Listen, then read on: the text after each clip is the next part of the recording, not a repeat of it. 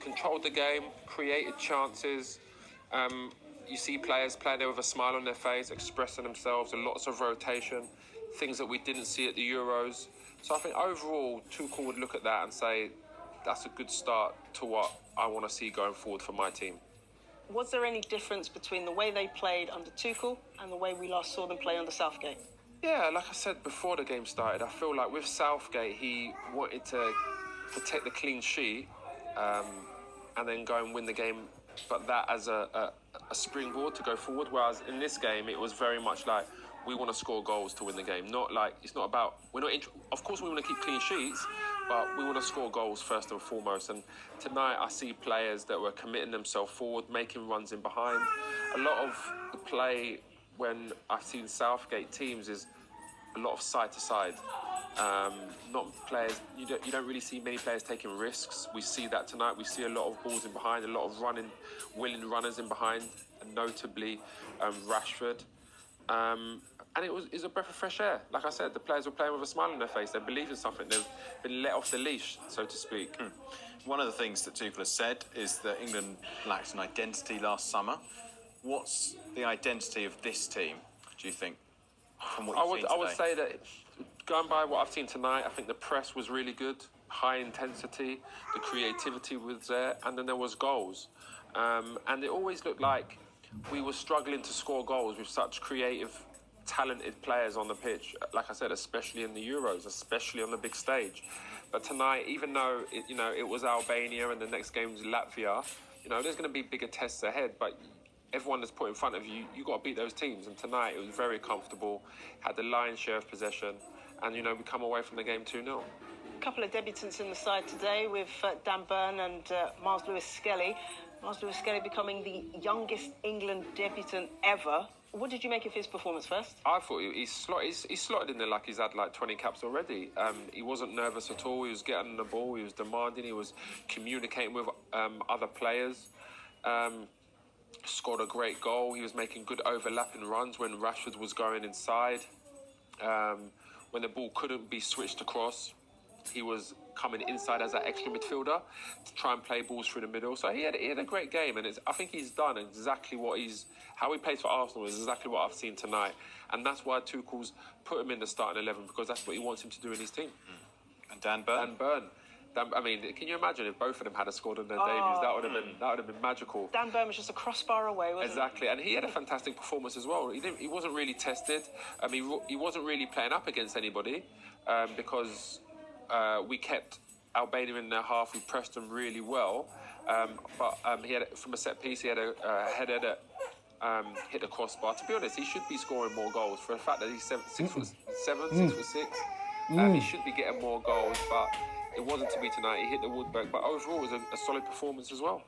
Okay, so they're the debutants, but we did see some very familiar faces come back into the squad. Rushford hadn't started a game, I should say, or played a competitive game since November 2023, I think it was. But you were impressed with the impact that he had. Yeah, like I said before the game, if I can see, I think wherever it may be, can see Rashford playing with a smile on his face, being positive, showing that appetite, showing that desire that he wants to go and affect games. He's one of the best left wingers in the world. He's got good 2 feet. He's got good football intelligence. He's got an end product. He's always a threat because of his speed. And tonight he played well. I wouldn't say like he had an amazing game, but again he's building on that form that he has for us. What are you waiting for? Subscribe. Please subscribe. He's a little bit, but I think that if anything, them two, I thought they're both fortunate to called in with the way it's going for them at the moment. Obviously, Marcus getting a little bit of a renaissance at Villa, but with the way they play today, it's probably something you'd look at and say, yeah, if I'm on the outside of that as an English player from the wing point of view, I'll be thinking, I've got to step my game up, I might get a shout here. Yeah, if you're one of them attacking players and you've come off the pitch and you've dominated a game like that against a poor Albania team, if you've not scored a goal, you've not had a shot on target, you've not tested a goalkeeper, you would be disappointed because you're there to affect games. You've got a new manager, you want to make a good impression, and Rashford and Foden certainly didn't do that tonight. It was very noticeable because we could see Phil Foden going down the right-hand side. He's left-footed, but every single time he cut in field on his left foot, which when England's attack sort of concertinaed, skew-if to the left, if you know what I mean. He never once tried to really take the full back on the outside. I think he might be lacking in confidence, and he's definitely off it. His club form is not great. But we know he's got that quality. But even tonight when he was getting it, I wasn't sitting there going, usually when Foden's at his best, you're sitting there going, something's going to happen. Even when he cuts in, he'll pick a pass out, get a shot away. He'd done none of that tonight. And every time he gets the ball now, I'm looking at him going, I don't expect anything from Foden at the moment. No, he might want to play number 10, but the reality is that Jude Bellingham's going to play number 10. Oh, yeah, man. He's going to do I know, so but you can't go down that road again where he wants to. But what I mean is, if he wants to get in the team, he might have to play. Yeah, but whenever he's playing, you affect the game. You can affect the game in different ways, and he didn't do that tonight. That's the point. Is that we know that Phil Foden can come inside and he can be very creative with what he's doing. He's probably got license to do that. But like the manager's saying today, people didn't go past anyone.